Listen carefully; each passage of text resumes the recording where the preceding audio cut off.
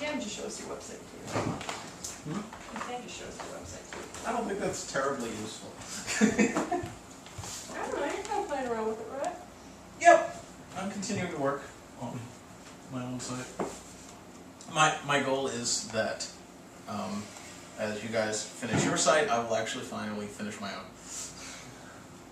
Right now I'm kind of baffled by like what I'll have to do to transfer stuff over to WordPress and still be able to like add things to it the same way. Well, that's what you were going to show us, right? You're gonna find, yeah. I think once you have the WordPress site built, it's a lot easier to update, and it's gonna end up making a lot more sense than anything that you're doing with HTML straight up. I mean I've got this like MyAdmin that was put together. Yes.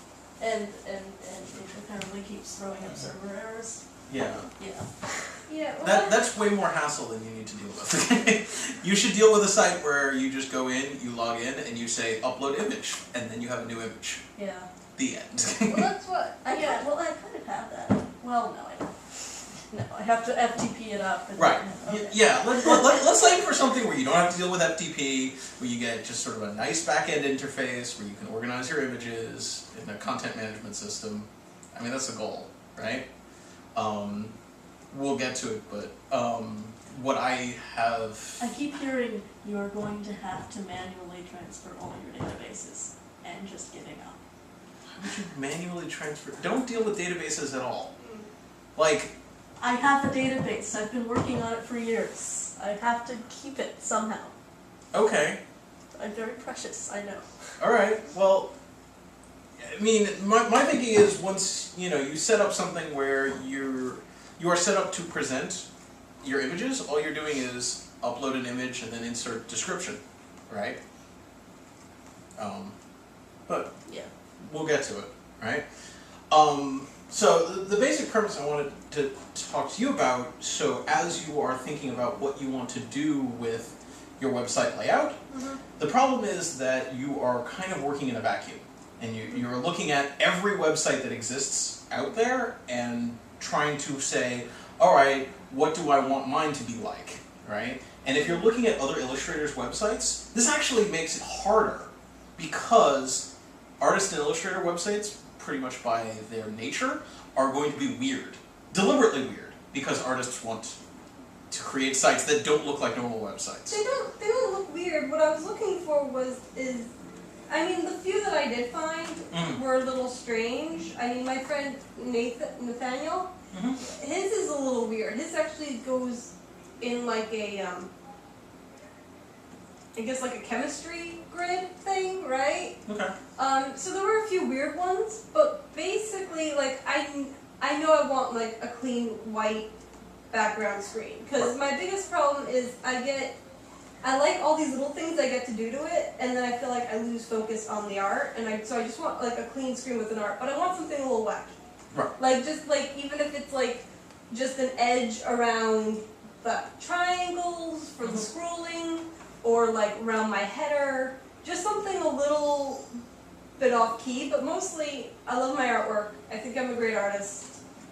I want that to be vocalized, and I definitely want a piece of artwork to go up front, and I want to put up something that I'm working on now, and I would like to do that. That's the one thing I would like, is every time I'm working or I've developed a different style or a different method, like, with my comic book or whatever, I would kind of want that to be, I want to be able to upload that easy and let that be the first piece of art they see. Sure. So that's kind of all I know, Well, right? so like, my goal here is basically to say every website that exists ultimately has the same parts, right? And in order to come up with a site that breaks the standards, let's look at the absolute most standard website first, and then learn how to change each of those things, okay?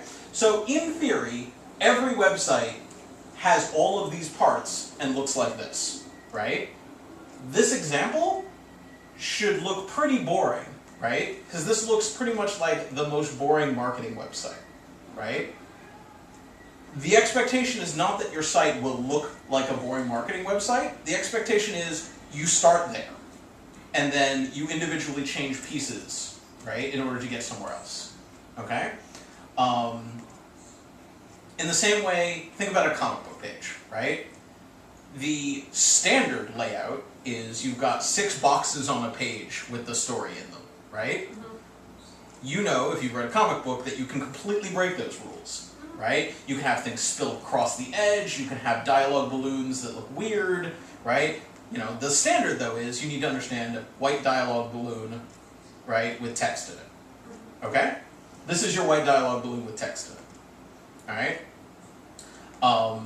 Anything you want to veer off from, know what it is that you're starting with. The other important reason is to break this down this way is because when you're working with a theming system like WordPress, where you're not just sort of creating web page elements out of the blue, you will be going through and editing this in code, right? So you're going to need to decide, is this thing that I'm working on a sidebar? If it is a sidebar, how am I going to treat it, right? And how does it work functionally, okay? So, if you're following along, I was just going to start at the top, right? A little bit. Okay. You can give me a second, I'm just drawing out the basics. Okay, so one container / wrapper. Okay, so the biggest, most important thing on on your website, and everyone, you will need to come up with the answer to how this works is, what is the container object, right?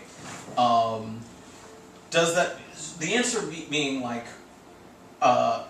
is your website, for instance, a fixed width size that floats in the middle of the page, right?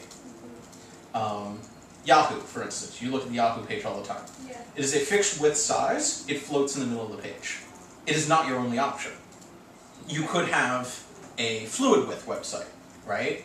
So that no matter how big their window is, the website stretches.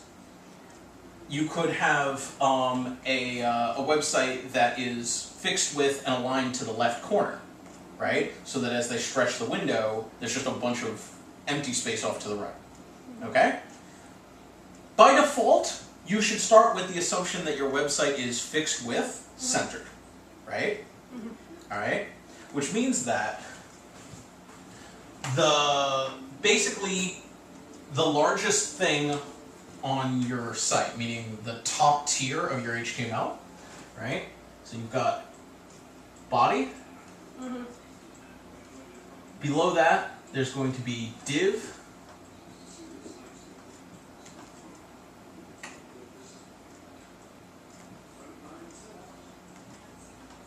Maybe wrapper. Right?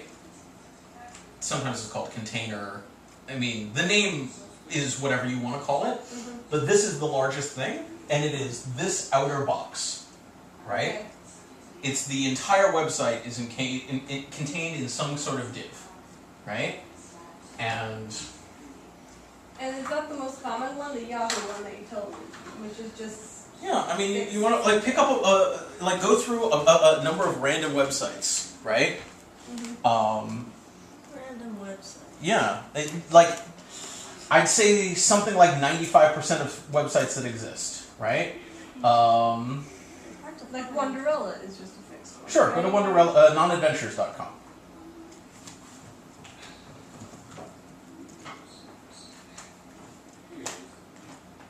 Which, by the way, if you haven't read that comic, it's Yes. terrific. Okay. All right, I don't Wonderella. keep up with it. All right, Wonderella, fixed width, centered, right? If this window becomes larger, that blue space just expands off to the side, right? What else? Let's go to Hulu.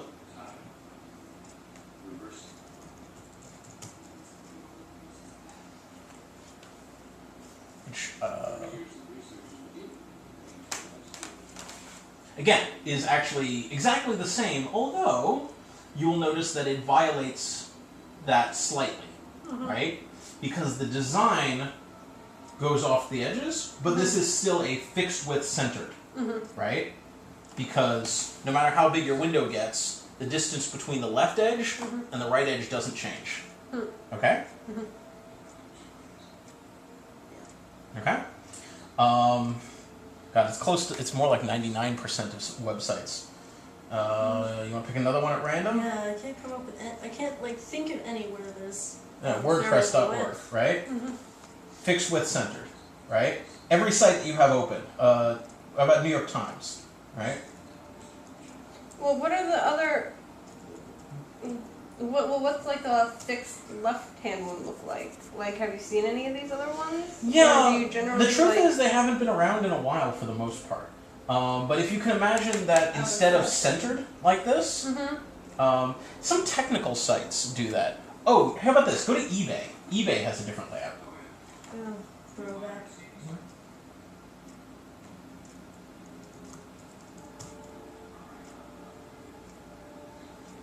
Oh, I thought it did. Go to They go to a, updated it. go to a specific product, like or like an item. Ferrari. Okay. Yeah. Okay. So look at this. This is now a fluid width layout, right? Okay.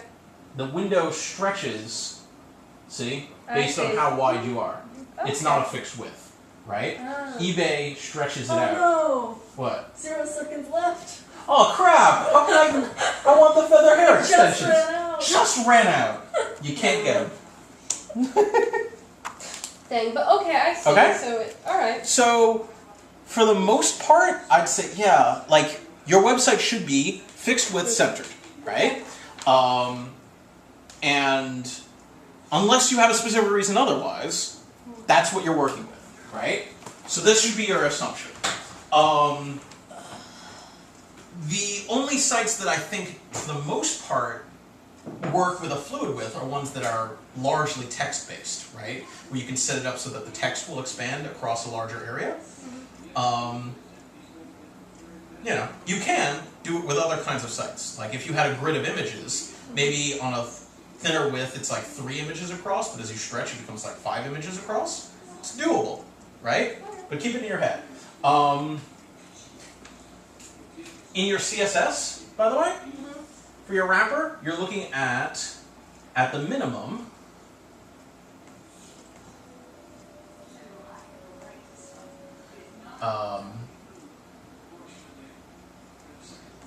a fixed width, right? The standard right around now is about 940 pixels. Pixels? Yep. And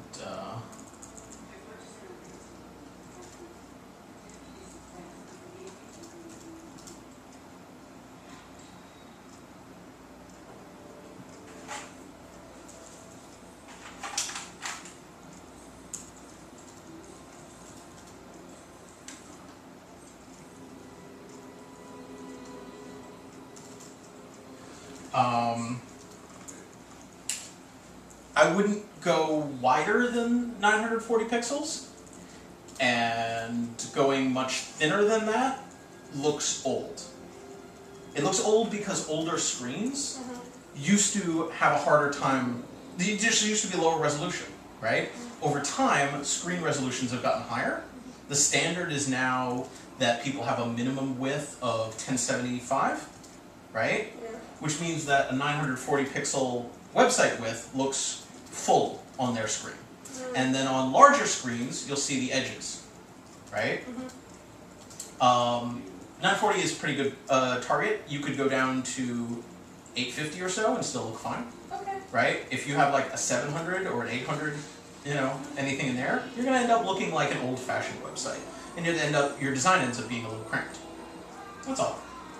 Margin 0 auto means that the top and bottom of your wrapper, as in up here and down here, margin 0, right? You can add a margin up at the top, but if you want it to just flush to the top and flush to the bottom and centered, auto means auto left and right, right? So when you're declaring margin, it's always top, bottom, left, right. Okay?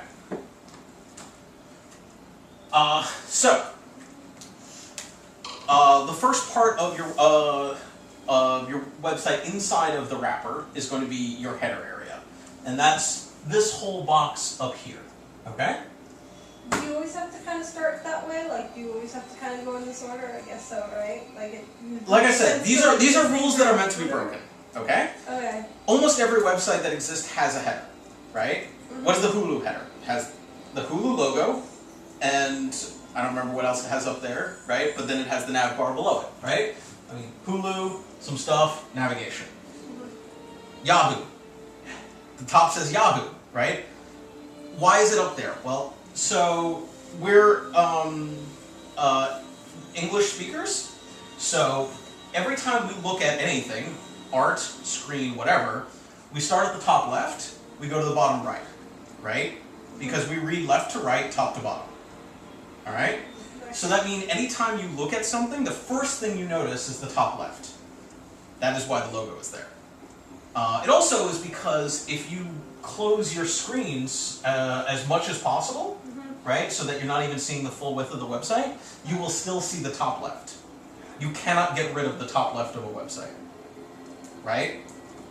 So that's why first thing that you put in your top left, unless you're breaking the rule for a deliberate reason, is your branding, right? In the case of what your branding is, well, it's your name, right? Or a logo or some sort of mark related to your name, right?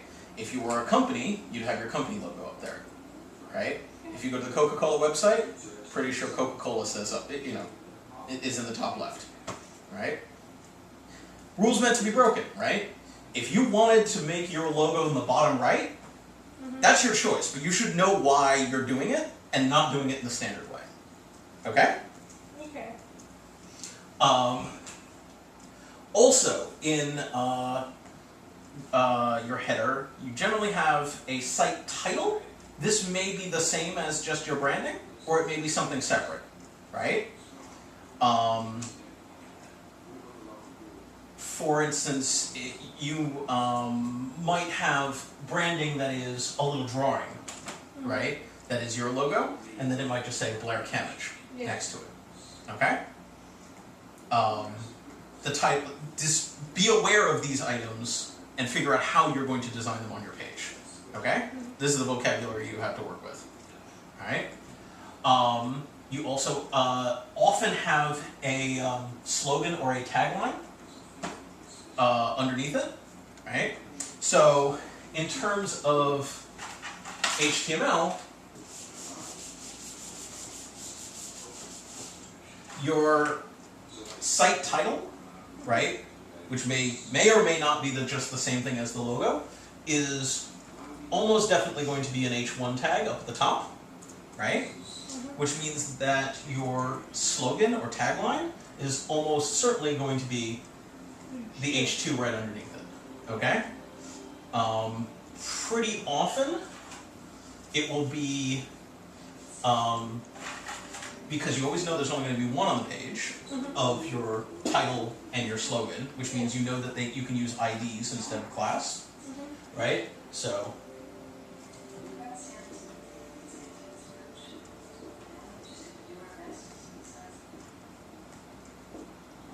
right.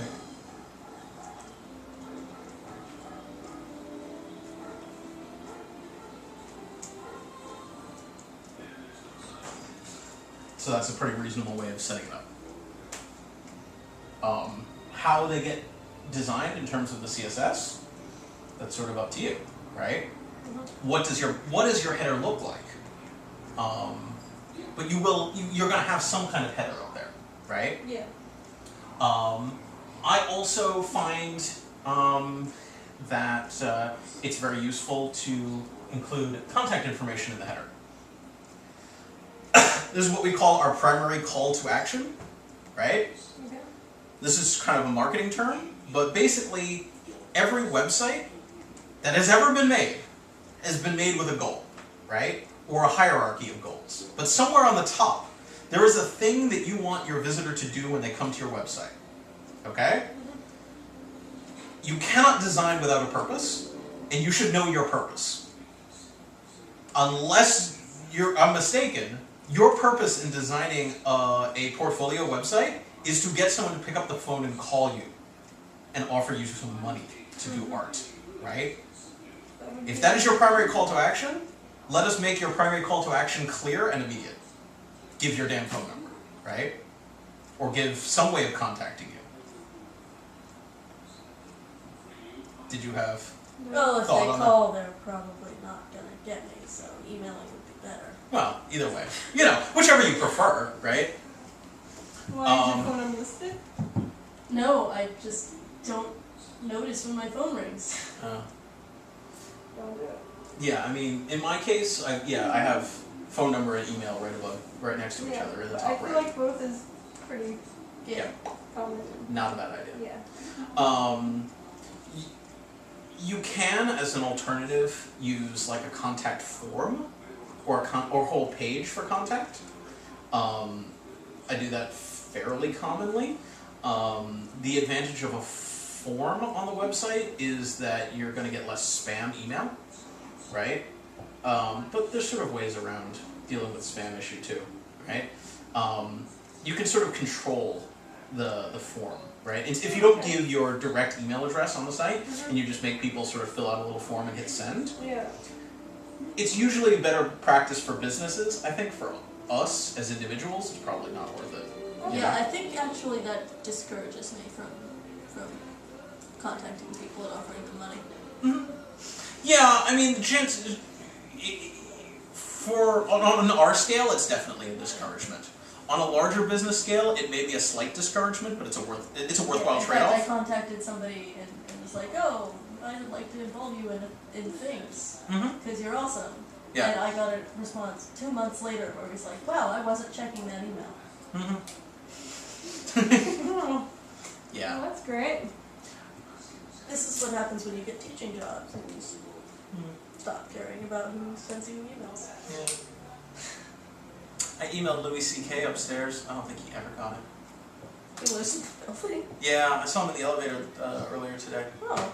Yeah, but he lives on 11. right Everyone's above seen us. him but me. Yeah. I thought it was my time from when I went to work, but now I don't have a job, so I've been kind of. You also don't go out. That's what you slept in, Blair. Actually, that's what you've been wearing all week. No, the top's different. Is it? Yes. I'm pretty sure you were wearing that yesterday. No, I slept in this yesterday, but not all week. I did have 2 I other can't tops. stand to do that even when I spend 3 or 4 days at home. Yeah. Because I can't get dirty clothes. No. No, I'm cool with it. I really don't have an issue. Mostly I've gotten used to it because I couldn't afford laundromat, so, whatever. But no, this has only been 24-hour-old. Alright, you can judge me when I actually wear it for about a month. Until then. Sure. Oh, so just one other thing to mention. Your header and how it's laid out is probably one of those things that you want to design fairly specifically, right? You want that slogan to be positioned sort of exactly how it fits with your header. You want the phone number and the email address to be positioned within this space well. You might have a background color or pattern or image behind this header, right? What do you think that means in terms of positioning that we talked about? Well, So you remember that we talked about 3 different kinds of positioning. This is me doing a pop quiz review. yeah, good job. I don't know what, floating? Is that what we talked about floating the last time? That was one. So We talked about floating. something called clear, the anti-float. Yeah, that's part of float. There's no float. I'm You gonna looking say at- it? I'm looking at the notes. Oh, Yeah, I okay, mostly cool. have All right. float. But- Oh, there's relative. Trying to Relative positioning, relative cool. and absolute. There you go. So, Where's absolute? I don't think I have absolute. Oh, here we go. There we go. Absolute. okay. So, based on what I just described, that you often want to place things very specifically within your header, which kind of positioning do you think seems like it's going to be the most useful here?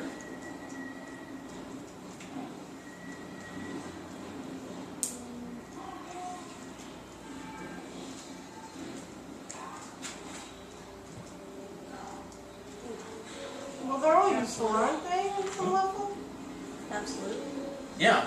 I mean, it's not a rule, right? But my general experience is absolute positioning is good for positioning something absolutely where you want it. Right? You give it a number, and that's where it sits. Nothing else affects it. Nothing else gets in the way. It doesn't get shifted by anything else. Right? Absolute, when you put it down, it stays. Right? So if you put that phone number there, that is where that phone number will sit with absolute positioning. Right? Which means that if you make this header box position relative, so that you can position things absolutely inside of it, that makes it very easy. You could also do this with float right, right? We talked about how float right will make something fly to the right, And say to the right, yeah. but floats kind of move around based on other stuff on the page. Could get trickier. You know, just to keep it in mind, if you're trying to position a number of items within a space, and you want to know exactly where they're going to be, absolute positioning. So keeping the top part in absolute is always the better idea. Sort of depends on what your design looks like, right? But if your design looks like this, that's how I would position this. Okay? Right? If you're looking at, there's a big logo, and then there's a line, and then there's another line that's sort of positioned under it, and then there's a phone number up Well, there. I feel like that's most of those sites, right? Like we went through all those websites, and Yep. it just seemed like everything had absolute. There was no reason to really. Depends. But yes, Absolutely. like it's a general rule to keep in mind. Chances are, if that's what your header looks like, yes, absolute positioning is probably going to make it the easiest on you, right? If you did this as a number of floats, you're probably looking at more work. It'll work eventually, and you could end up with exactly the same layout, right? It's just a matter of how much work you're having to give yourself. Okay? So I just want you to start to think about how you position things on a page. All right? So, the header. Third, the main navigation. Okay? Your site will have a primary navigation interface, right? You can start with one of two options. You can have a top bar, right? Or you can have a sidebar for your primary navigation. Which do you think you've seen more of? Top. Yeah. Generally, I'd say the top is going to be your default choice, right? Side navigation tends to be much more effective when you have a lot of navigational items, right? If your website has, instead of 5 top tier navigational categories, you have, say, 30, right? And they don't group under each other, well, you really can't do 30 across the top here. So your only option is do a list down the side, right? In our case, there's no conceivable reason why you shouldn't have 30 top tier navigational items. Okay? So what's the deal with ordered lists? It's a list that by default is numbered in order. How do you say what is a thing that is on the list? LI? Yeah. Yeah. Ordered list is OL, and then LI, LI, and then Off. stuff. Yeah. Sorry, this isn't. Yeah, it's just not going together the way I thought it would. But I'll work it out.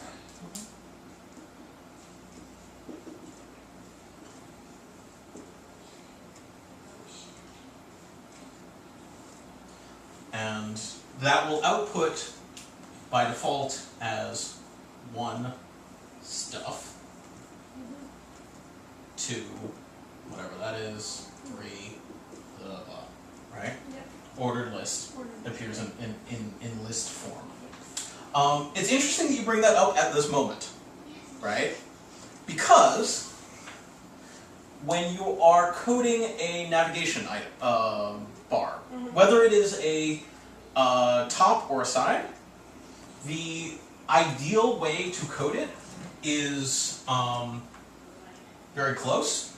It's actually a unordered list, which is just UL instead of OL. right? That seems to make sense. And instead of having numbers, an unordered list just has dot, dot, dot. Okay? Anytime you're outputting a navigation that looks like that, you should, in your head, think that your HTML looks like this. Now, this doesn't look a lot like this, right? Yeah. I mean, here you've got a vertical list with dots, and here you've got a horizontal bar. That's all CSS, right? We use CSS to go from here to there, okay? But using an unordered list like that gives you exactly the right kind of HTML to work with, right? It means it stays in order, right? It's sort of naturally a list. And this is naturally a list, right? It looks like it's a bunch of boxes in a row, but conceptually, this is a list of items, all right? Oh, I'll figure it out. You are figuring out something else. Okay. Well, I will happily help you with the something else after. Yeah. So, we'll get into how to code a nav bar once you start to build your nav bar, but that's where you're headed with it, right? Yeah. The nice thing with WordPress is, it's going to actually do that for you automatically. Yeah. WordPress will just spit out an unordered list. And that's because that's the right way to do it. That's how WordPress already does it. Okay? So, to some degree, you won't actually even have to do this manually, but you should know how to do it. Yes. So, I want to explain a concept in creating a site's navigation, which is the navigation pyramid, right? You should think of the navigation sort of system for your site as a low flat pyramid, right? The top point of your pyramid is home, right? The next row under that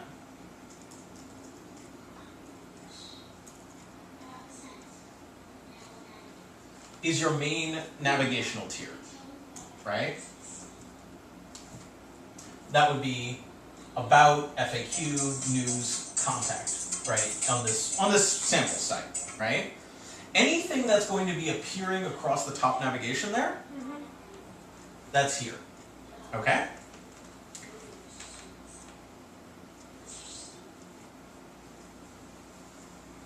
If you have a second tier of navigation, perhaps when you hover over about, you've got biography, resume, my friends, job history, whatever, right? My mission, right? Artist statement. All of these would be falling under the subcategory of about, right? And then you might have subcategories under other items. That's down here, right? And then, if you have a website that even has sub items, that's this bottom part here. Why are you thinking of it this way? Because there's virtually no site in the world that, or certainly none that you will ever really need to be working on your own, that has more than these rows, right? If you have more than a sub page, you are either working on some sort of massively complicated dynamic website, right, with thousands and thousands of pages, or you're doing something wrong, right? And what else we have here? Well, we have a natural proportion on each tier, right? You've got Smallest up here, larger, and then this spreads out, and this spreads out more. You should be thinking of laying out your pages in a hierarchy in the same way. Okay? Okay.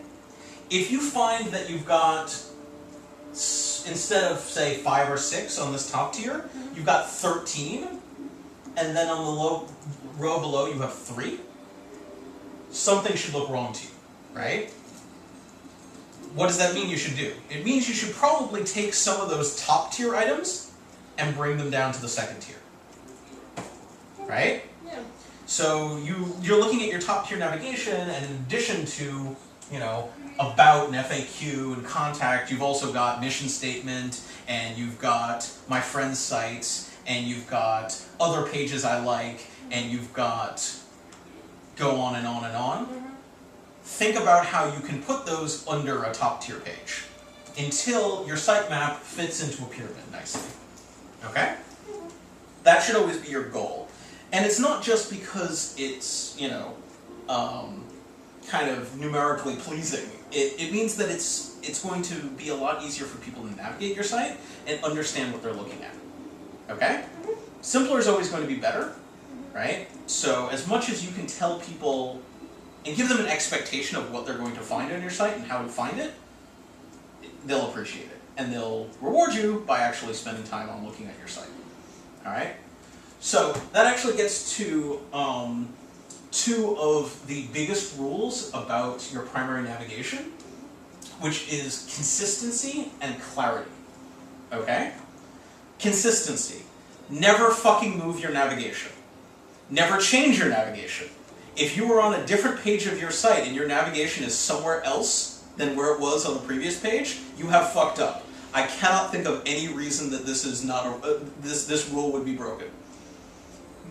If you can find a good reason to break that rule, God bless you. But I have never seen a good reason to break that rule. Hatred of your audience. Yes, and unless you just specifically hate everyone who comes to your site and you wish to drive them mad or drive them away, never move your navigation. If it looks, never change the order of the navigation, never change the position of the navigation, never change the color of the navigation. Don't change it. However it appears on one page is the way it should always appear on every other page. Okay? Clarity. Make it clear where people are going when they click a link. Okay? This seems way boring. And creative people like us sometimes look at boring shit and want to make it interesting. So instead of saying about, they want to say the picture. Or they want to say Porcupine Town. Or they want to say the ultimate question. Or they want to slap everyone who wants to make boring things interesting. Right.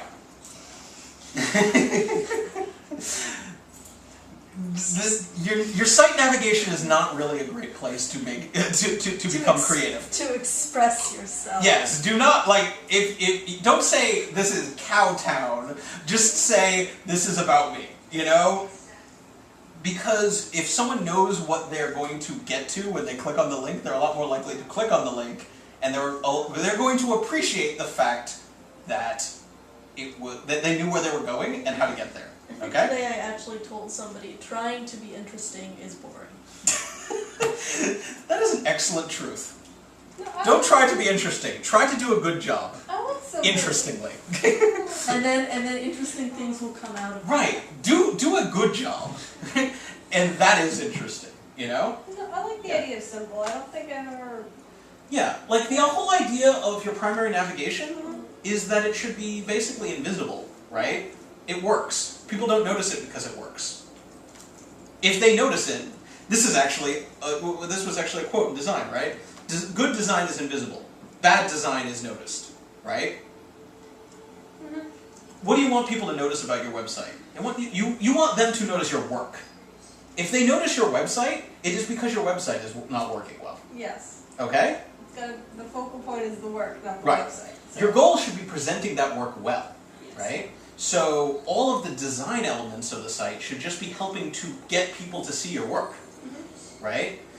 Everything that gets in the way of that is bad design. Okay. So, speaking of presenting your work, the main content area, okay? This whole section-y thing, okay?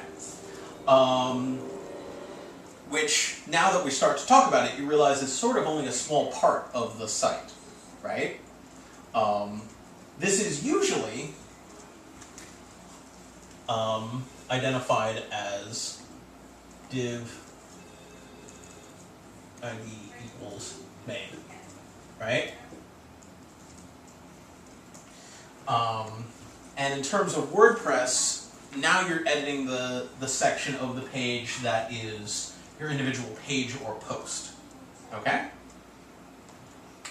When we start to work with WordPress, that'll make a little bit more sense. But the idea is WordPress allows you to create multiple pages, right? But the assumption is that your overall frame will stay consistent, because that is a good way to work, Yes. right? WordPress helps you encourage that.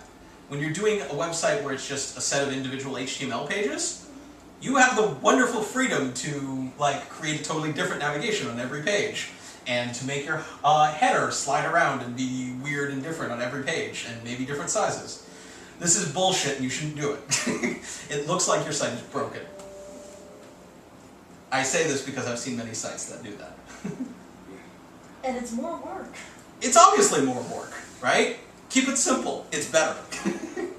Right? So, what are your primary concerns inside of your main navigation? Or sorry, not your main, your content area, right? Sorry, it's a little confusing. So, starting at the top, what we have here is called breadcrumbs. You may have seen these before. In fact, you have seen these before. You may have noticed them before. All right?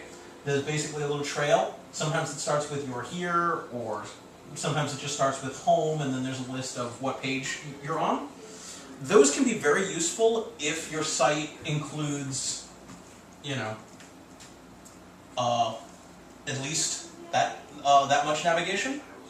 It's very useful if it includes all those tiers of navigation.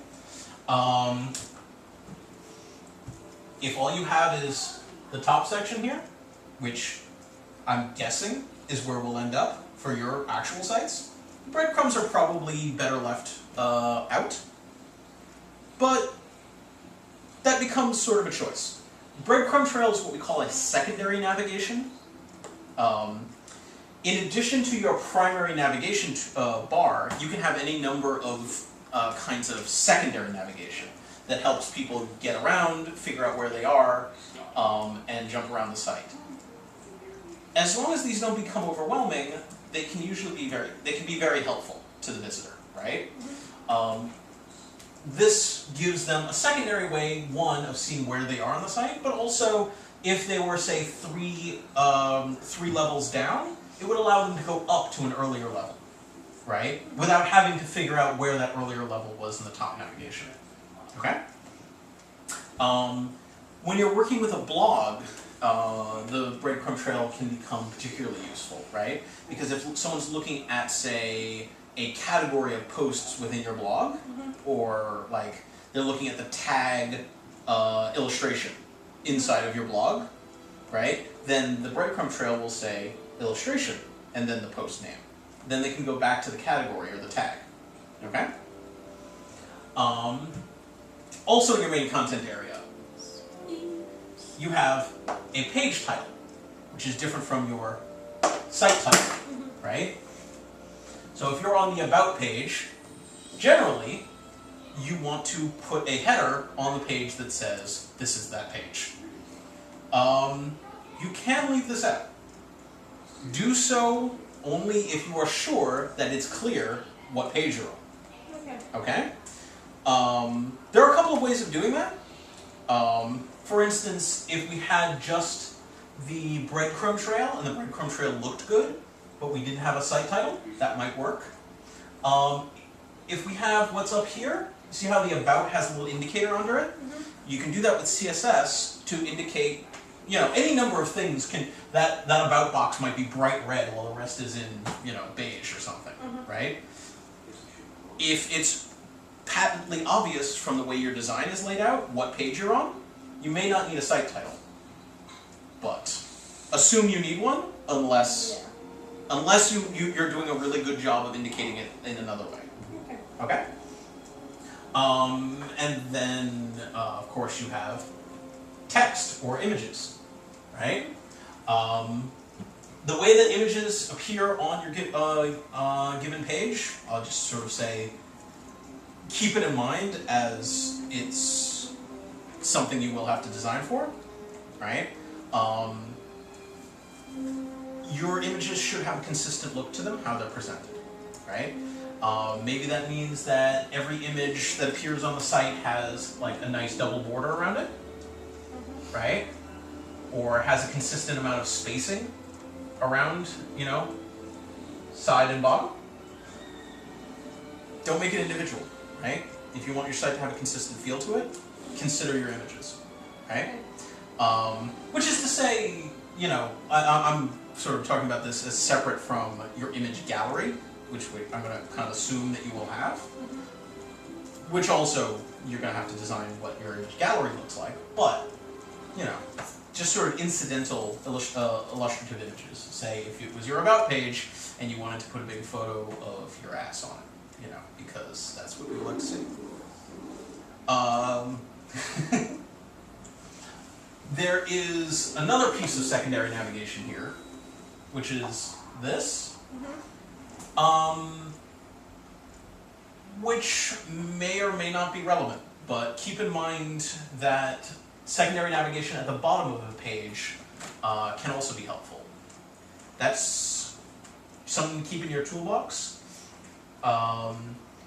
Places where that's particularly useful are, by default, when you're navigating a blog, it usually will say the next blog post and the previous blog post in the bottom of the content area. I sometimes use that as well if I have a series of top tier pages which are all connected. For instance, I just recently did the CBST, yeah, here, I can just bring it up. Go to newhome.cbst.org.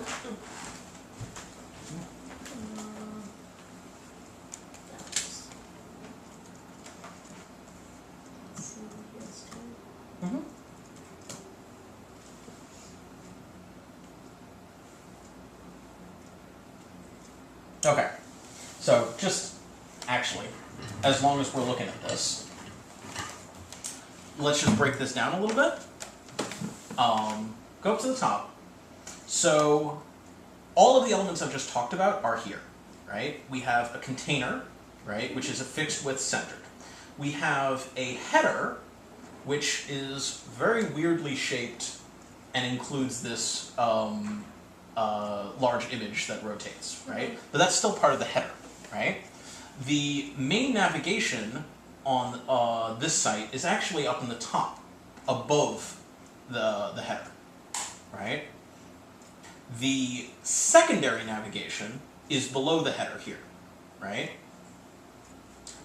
These 4 pages, yeah, so pick on, just click on one of them, are all part of this set, the campaign pages, right? So in this case, if you go down to the bottom of the content, there's a link to the next page, right? Because the idea is you're supposed to read through the campaign in order, and if you are on one page of it, we want to lead you through to the next one, all right? Oh, I suppose it's worth noting that it's fairly common for your header area to be a little bit more elaborate and a little bit more involved on your homepage than it is on your internal pages, as it is here. But the nav stays the same. Yes, the nav is consistent. The secondary nav isn't, right? That secondary nav is really only for the homepage.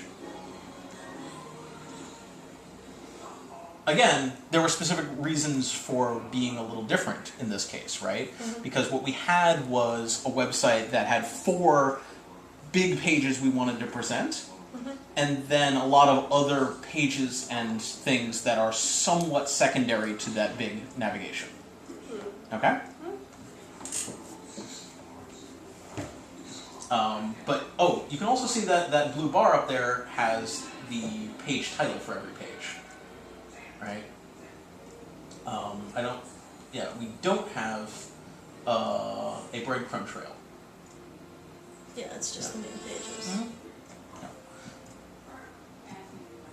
But we do have branding, right, which is a home for our own, and we do have a slogan, a campaign for CBST. And all of that is definitely, absolutely positioned on the page.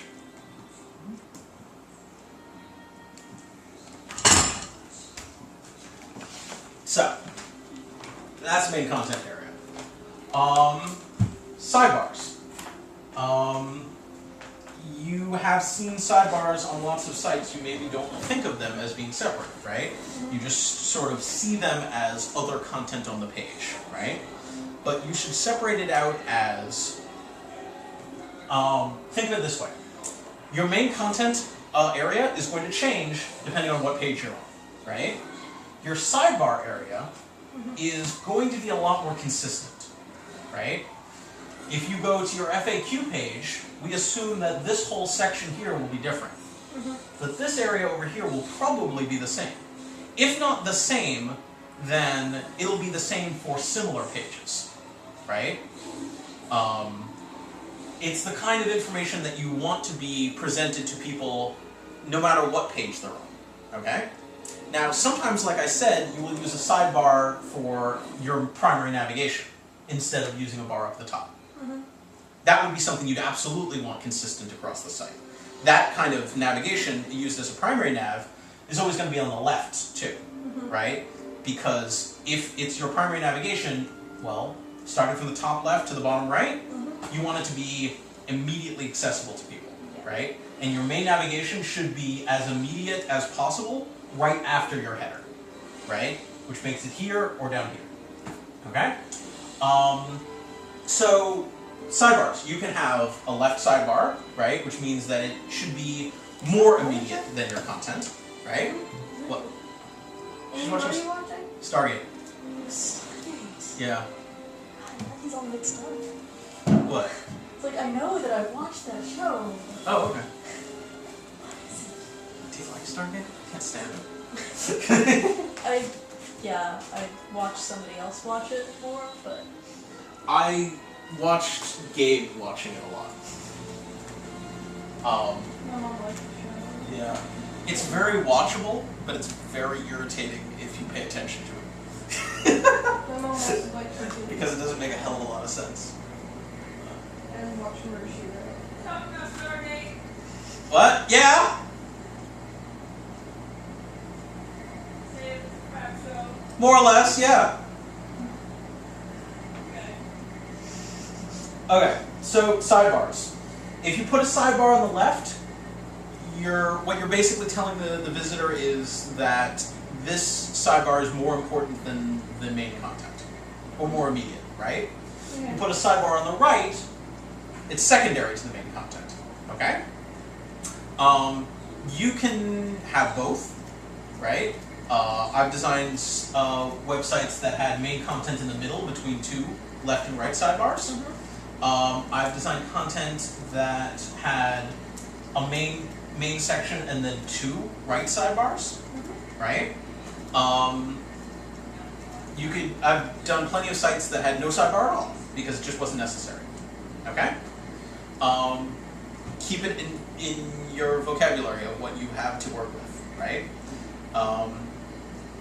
I recommend start with your default as I'm going to have a right sidebar of some kind. What do you put in your right sidebar? Well, if you are doing blog navigation, that's a great place to put blog navigation. Things like your blog categories, your blog archives. If you go through any blog site, it's fairly standard to have things like calendar of previous posts here on the right, tag cloud on the right, RSS feed link, right, on the right. All of that can fit nicely in your sidebar. You can also put in testimonials if you have them. Certainly, they're very useful for a lot of marketing sites, and if you have testimonials from happy clients, it's always lovely to put them up there. I don't, so.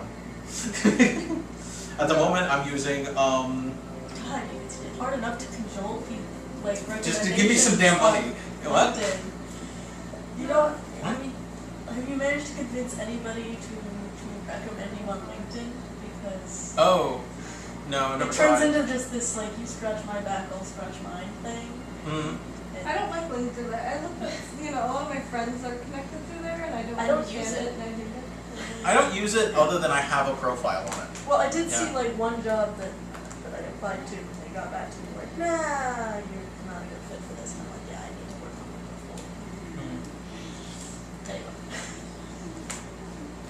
So, LinkedIn doesn't. there are all kinds of fun stuff that you can put in your sidebar. You could, for instance, use your sidebar to just put in a bunch of thumbnails. You could have different categories for your gallery. It's sort of wide open, right? WordPress, the way it functions, is going to give you a number of built-in what are called widgets, right? A widget just means it's a chunk of something that goes in your sidebar, right? Latest posts widget, right? Testimonial widget, right? RSS feed widget. Just think of it as a little box of content that you pop in, Yeah. okay? You don't know if there's a hotkey for just taking pictures of things, because I just realized that I could just do this instead of recopy. Sure you can. I'm also filming it. Oh, where? Oh, hi.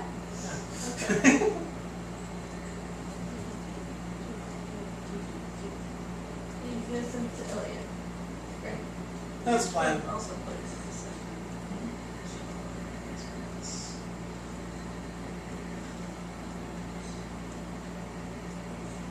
Isn't that doing it in reverse? Oh, I have Photoshop. Oh. Do you now?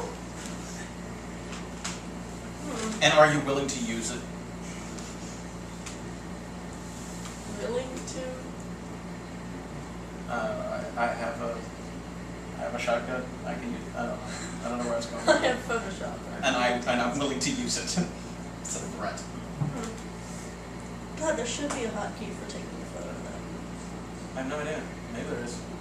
A friend of mine like started just using hotkeys, and I was like, "What are you doing? I've never seen that before in my life. How did you learn that?" Well, I read the manual.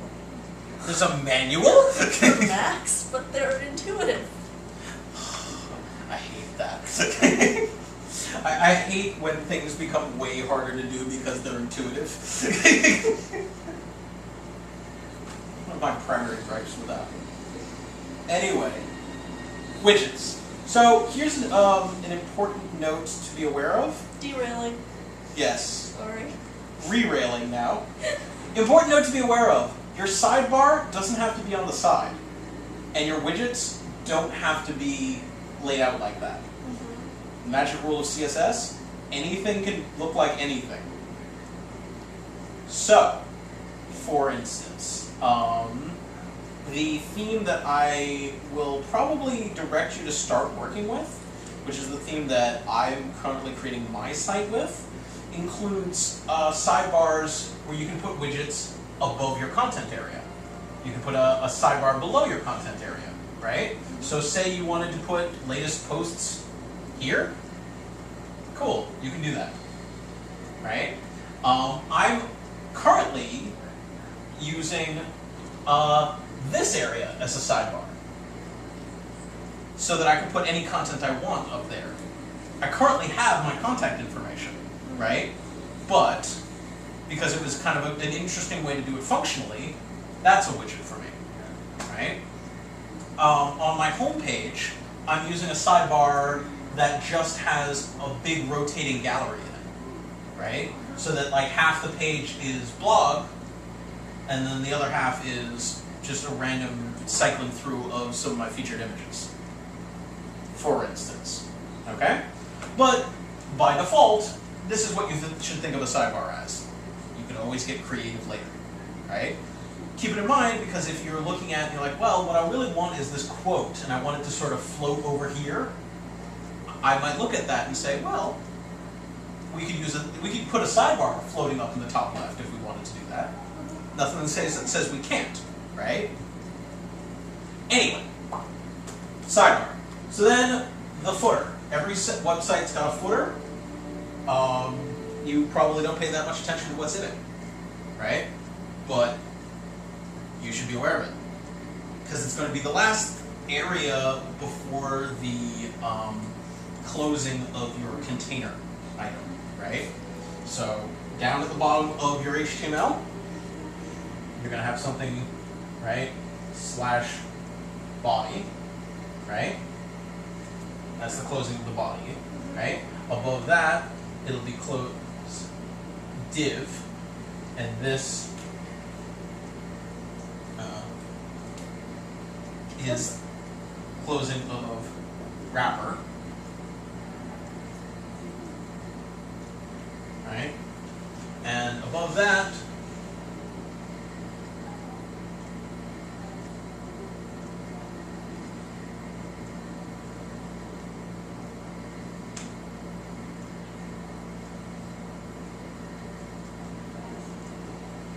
just so you have an idea of what your HTML ultimately is going to look like. Inside of the wrapper, there will be a div called footer, right? What does your footer contain? Well, it is often a very good idea to include another secondary navigation, occasionally referred to as sitemap. This is a very simple one, but as you're looking at the new home site that I was doing, I've got like 15 items down here in the footer, right? This serves kind of a dual purpose. One, if you have a long design, right, which happens when you have a long page and people scroll down, your main navigation may not be visible anymore, right, when they get to the bottom of the page, but they still want to be able to navigate around. They can just jump anywhere else on the site from the footer navigation, right? The secondary purpose is that it is really a search engine optimization thing. Not that I really want to get into search engine optimization with you, but Google finds it much easier to index all of the pages of your site if all of those pages can be reached from the home page, right? So it's kind of a good practice that if there's any question of whether there are pages that can be reached from your main navigation, to make sure that you have links to them in the footer, right? Just so that there's always a link to that page somewhere. I lied. There's a third reason, which is that sometimes you just want links in the footer that you don't really feel like are important enough to put in primary navigation, such as things like terms and conditions, legal notices, privacy policy, etc. Not terribly relevant for the sites that we're building, but be aware of it, right? Because that can be, a good reason to just have a footer navigation, right? You might have 3 or 4 things that you can't get to except through the footer, and that's fine because you don't really care if people find it, right? But if someone is looking for it, they'll go and they'll get it there, okay? Other things you might find in a footer, frankly, anything else that you might put in a sidebar widget, you could have in a footer widget as well, right?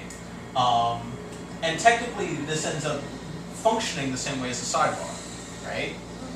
In most WordPress themes, that's how it's set up, right? But you could have often like links to follow you, Twitter, Facebook, Google+, to like you on Facebook, what other kinds of things? Sort of standard in a footer. Sometimes there's a logo down there. Sometimes there is sign up for my email newsletter. All sorts of stuff, right? Things that are not, primary, but you want to have on there somewhere, right? So just keep, always keep in mind the big arrow of importance, right? Whether or not you have it in mind, this hierarchy exists. From the top most important to middle importance to least importance. Okay? And the last thing that you will probably want to have, and you'll find in almost every footer, is the credit line, right? Down at the bottom. Every site that my company builds, you know, by contract, we require that we put a link to our own site down at the bottom. But almost always you want to have a little copyright notice as well, right? If it's just your own site, that's about all you're likely going to do. But, you know, keep it in mind when putting together your designs. All right. And that pretty much